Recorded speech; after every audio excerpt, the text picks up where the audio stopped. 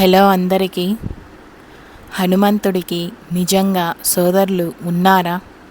హనుమంతుడి జన్మ వెనుక దాగి ఉన్న ఆశ్చర్యకరమైన నిజం ఈ కథ విన్నాక మీరు షాక్ అవుతారు.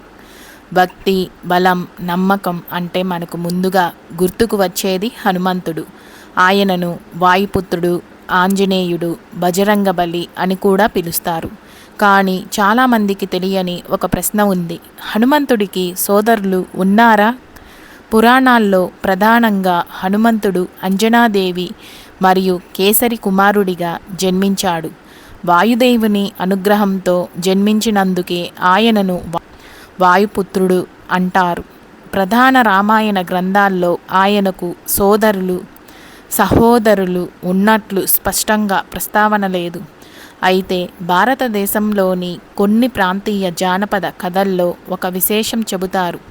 అంజనాదేవి తపస్సు చేసినప్పుడు దేవతలు ఆమెకు అసాధారణ శక్తి కలిగిన సంతానం కలుగుతుందని వరం ఇచ్చారని చెబుతారు.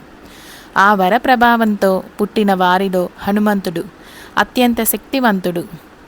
కొన్ని కథల్లో ఆయనకు 2 సహోదరులు ఉన్నారని, వారు కూడా వానర రూపంలోనే పుట్టారని చెబుతారు. కానీ వారికి హనుమంతుడి లాంటి మహిమలు లేవని, అందుకే చరిత్రలో ప్రస్తావించలేదని అంటారు. మరో ఆసక్తికరమైన కథ ప్రకారం హనుమంతుడి అసలు సోదరుడు కాదు, కానీ అతనితో సమాన శక్తి కలిగిన వానర వీరుడు భీముడు అని కొందరు భావిస్తారు. ఎందుకంటే ఇద్దరు వాయుదేవుని అనుగ్రహంతో జన్మించారు. అందుకే మహాభారతంలో భీముడు హనుమంతుడిని అన్నయ్యగా గౌరవించాడు. అడవిలో భీముడు వెళ్ళినప్పుడు ఒక వృద్ధ కోతి తోకను తొలగించలేకపోయాడు. ఆ కోతి రూపంలో ఉన్నది హనుమంతుడే.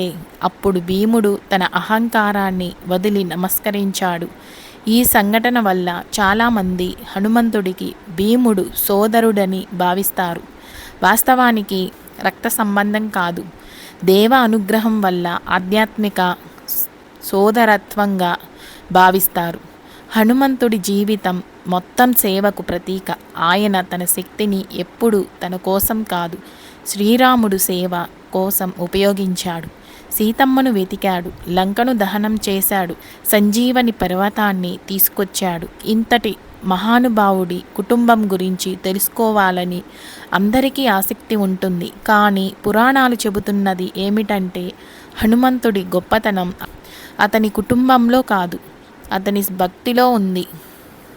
అందుకే నిజమైన సందేశం ఇదే. హనుమంతుడికి సోదరులు ఉన్నారో లేదో కంటే ఆయన లాంటి భక్తి మనలో ఉండాలని పురాణాలు చెబుతున్నాయి.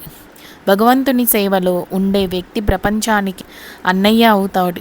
అందుకే కోట్లాది మంది హనుమంతుడిని తమ రక్షకుడిగా భావిస్తారు. ఇప్పటికీ మంగళవారం, శనివారం రోజుల్లో హనుమంతుడి ఆలయాలకు వెళ్ళి బెల్లం, వడమాల, తులసిమాల సమర్పిస్తారు. ఆయనను స్మరించుకుంటే భయం తొలగిపోతుందని విశ్వాసం. కాబట్టి హనుమంతుడి సోదరుల కథ కంటే ఆయన భక్తి, ధైర్యం, సేవ భావం నేర్చుకోవడమే నిజమైన పాఠం. ఈ వీడియో నచ్చితే లైక్ చేయండి, షేర్ చేయండి, సబ్స్క్రైబ్ చేయండి. థ్యాంక్ యూ అండి.